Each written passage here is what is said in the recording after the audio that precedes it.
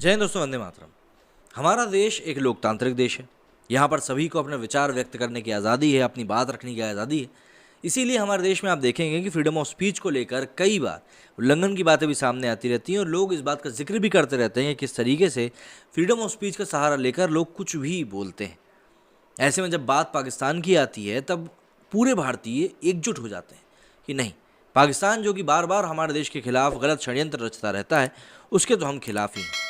वही पाकिस्तान जहाँ पर आए दिन हिंदुओं के ऊपर अत्याचार की खबरें सामने आती रहती हैं। वही पाकिस्तान जो भारत के रह रहे मुसलमानों के लिए तो काफ़ी कुछ बोलता है, लेकिन अपने ही देश की माइनॉरिटीज़ की तरफ बिल्कुल ध्यान नहीं देता। वही पाकिस्तान जो अपने देश की सरकार को भी नहीं संभाल पा रहा। अब ऐसे में भारत के ही एक ऐसे व्यक्ति की बात निकलकर सामने आ रही है जो वाकई में आपको सोचने मजबूर कर देगी कि क्या हम भारतीय वाकई में पाकिस्तान को लेकर एकजुट हैं और क्या हम वाकई में भारत के खिलाफ किसी भी तरह की बात को एकजुटता से अपोज कर सकेंगे। द वायर के एंकर और न्यूज़ प्रेजेंटर करण थापर ने 1 अप्रैल 2022 को वीडियो कॉन्फ्रेंसिंग के माध्यम से इस्लामाबाद सुरक्षा संवाद में भाग लिया था। Navigating disinformation and discourse in the information age नामक शीर्षक पर चर्चा के बहाने दक्षिण एशिया के वर्तमान राजनीतिक ढांचे पर दुष्प्रचार और फेक न्यूज़ के प्रभाव पर चर्चा करने का एक ये प्रयास था। चर्चा के दौरान, जिसमें पाकिस्तान के कई थिंक टैंक के सदस्यों ने भाग लिया था, थापर ने सिर्फ मोदी सरकार के खिलाफ अपनी घृणा का प्रदर्शन किया, बल्कि भगवान हनुमान को मुगल वंश के दूसरे सम्राट हुमायूं के रूप में भी संदर्भित किया। दिलचस्प बात यह है कि भारत के एक स्पीकर ने पाकिस्तान के कई थिंक टैंकों के सदस्यों को संबोधित करते हुए नरेंद्र मोदी के नेतृत्व वाली सरकार के खिलाफ बात कही, जहां हिंदुओं को लगभग हर रोज अत्याचारों का सामना करना पड़ता है।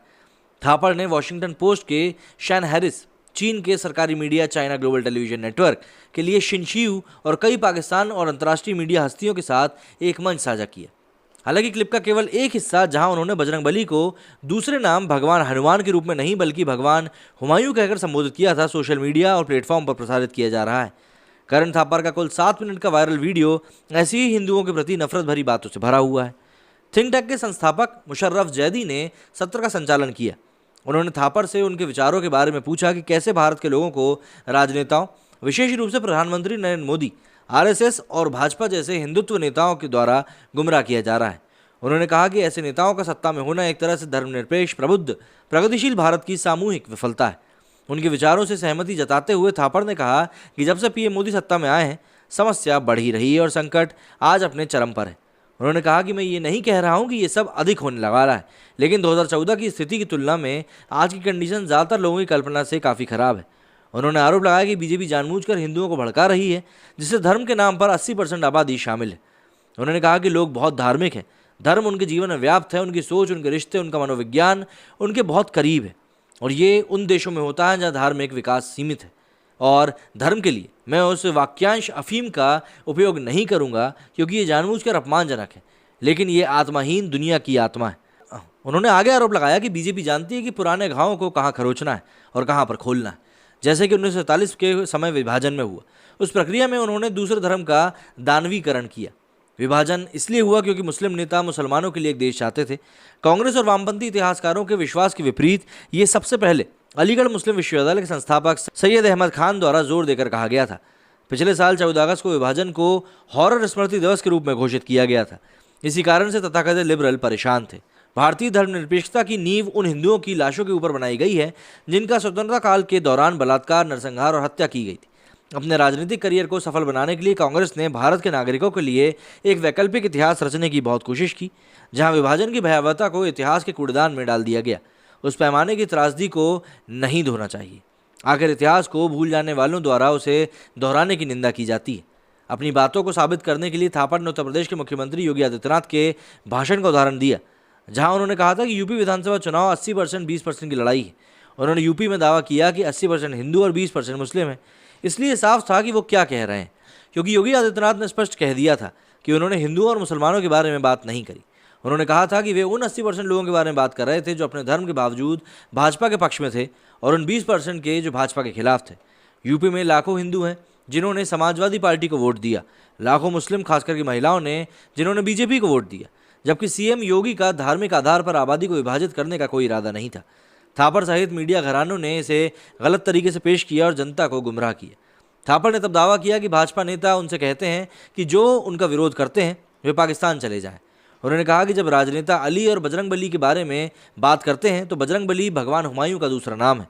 जो हो रहा है वो स्पष्ट हो जाता है और ये जानकर दुख होता है कि ये हो रहा है। ये जुबान फिसलना था या फिर कुछ और, कोई नहीं जानता, लेकिन बजरंगबली हुमायूं नहीं, हनुमान है। हुमायूं बाबर के बाद दूसरा मुगल बादशाह था।